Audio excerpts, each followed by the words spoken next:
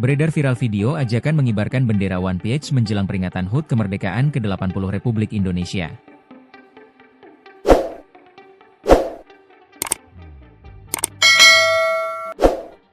Dalam video terlihat sejumlah truk mengibarkan bendera One Piece di jalanan hingga pemasangan bendera One Piece di depan rumah.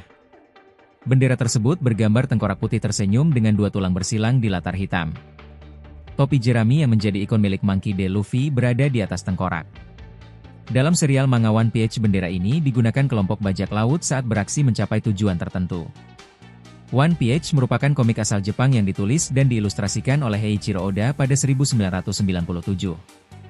Tokoh utama dalam komik ini bernama Monkey D. Luffy, seorang laki-laki yang memiliki kemampuan tubuh elastis. Monkey D. Luffy memulai petualangannya melintasi Grand Line demi menemukan harta karun legendaris yang disebut One Piece. Berikut 3 fakta ajakan pengibaran bendera One Piece. 1. Bentuk kritik pemerintah. Peneliti kebijakan publik, Rico Noviantoro, menerangkan pengibaran bendera One Piece merupakan inisiatif dari warga sebagai bagian dari kritik pemerintah. Munculnya bendera One Piece merupakan simbol kritik publik terhadap situasi sosial. Tentu kritik itu lebih ditujukan kepada pemerintah sebagai penyelenggara negara, bebernya, Kamis, 31 Juli 2025, dikutip dari tribunbekasi.com. Hal serupa pernah terjadi saat muncul simbol Indonesia Darurat sebagai bentuk kekecewaan akan kebijakan pemerintah. Rico Noviantoro menambahkan pemerintah harus menerima fenomena ini dan menjadikannya perbaikan. 2. Aturan pengibaran bendera. Rico menjelaskan bendera One Piece tak boleh dikibarkan di atas bendera merah putih.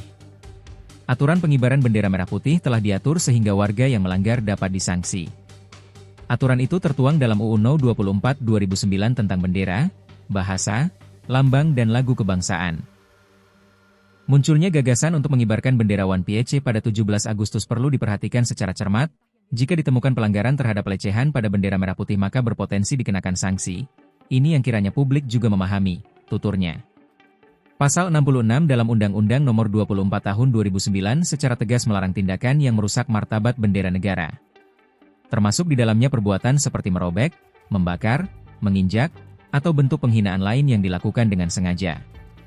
Siapapun yang terbukti melakukan pelanggaran tersebut dapat dikenai hukuman pidana berupa penjara hingga 5 tahun atau denda maksimal 500 juta. 3. Anggota DPR RI kritik pengibaran One Piece. Fenomena pengibaran bendera One Piece memicu respons serius dari Firman Subagio, anggota DPR RI fraksi Golkar. Ia menyebut tren tersebut sebagai cerminan lunturnya pemahaman ideologi Pancasila di kalangan anak muda. Ini bukan sekadar gaya atau hiburan. Ada kemerosotan wawasan kebangsaan yang perlu segera ditangani, paparnya, Kamis, 31 Juli 2025. Firman mendorong agar pendidikan ideologi dan moral kembali digalakkan sejak usia dini. Menurutnya, kurikulum dari SD hingga SMA perlu menanamkan nilai-nilai kebangsaan secara lebih intensif dan relevan. Ia juga menyoroti potensi provokasi di sektor transportasi, terutama di kalangan sopir truk dan pelaku angkutan umum. Firman menduga ada pihak tertentu yang sengaja mendorong penyebaran simbol bajak laut sebagai bentuk propaganda terselubung.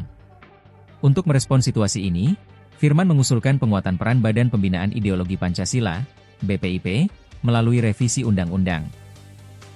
Ia menekankan perlunya pendekatan yang lebih kontekstual, agar nilai-nilai Pancasila bisa diterima dan dipahami oleh generasi muda.